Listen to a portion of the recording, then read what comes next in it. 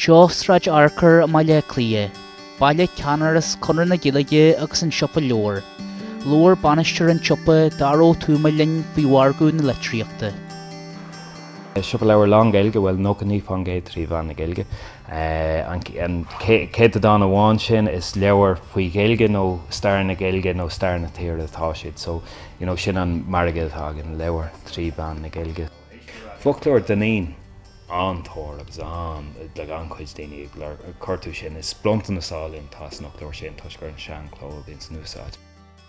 Buntús cainte creidú nach raid tháinig macht an céadúir thart ar 960 cethar masan, bud sin ceannas na leabhar féin taigis is mó díal tagan in seo sa siopa. Páric standún, éonú a chuid páric standún tóir. Sin páric standún an taithil saoir tú na mara? Yeah, sin bíon tóir a chuid leabhar. In fact, he's got followers.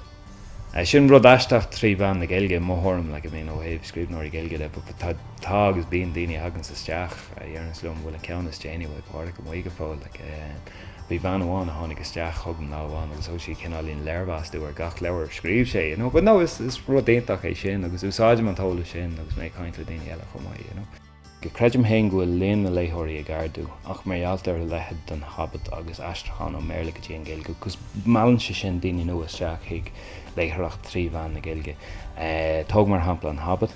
A méid daoine tháinig isteach ag an seo le héin a dúirtlumm nar lei siad riamh leabhar trí bhean na Gaeilge a go raibh sé chun toisicht amach leis an Habit.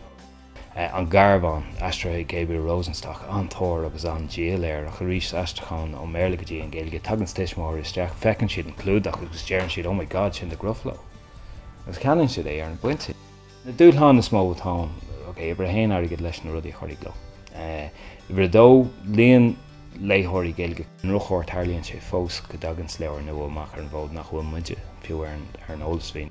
Tá muide omlan nua ar lína, agus tá sinna dulráid go bra tá muid thar bheith sásta leis taobh siad seach an bris an rud síos margheallt ar lína daoine bhí fechan ar an siad na ní chéann sin go gata na ceannach, bud ar leid tá sacha go mu deann. Go háirlán am gur chosamid an siad, chuid is mód na customarí atá an ar lína fé láthir is customarí internaisiúntaí.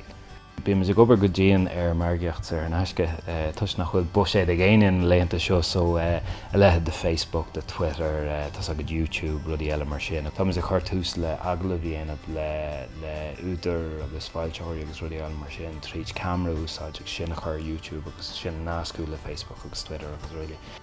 Ó hebh na man sosiálta de, great. Dhéanamid an chuid margheallt ar rís bhí mit deagháil le club leabhar nó éireach agus grúpi mar iad na ní hé go geanaíonn sheets an stuff uine bud scapan sheets an scéal agus bíon an chuid daoine fechan ar lehanach sacha. Tá mé cinnte le gur dhéana mé an chuid leabhar do bhfuiltear na hastráil a margheallt ar Facebook chomá. Tá fáibh na airgad a gatainna sa tír agus is creidim go bailí ann na rudí dhéanamh sé ar an eiscin. So ébrinn sé.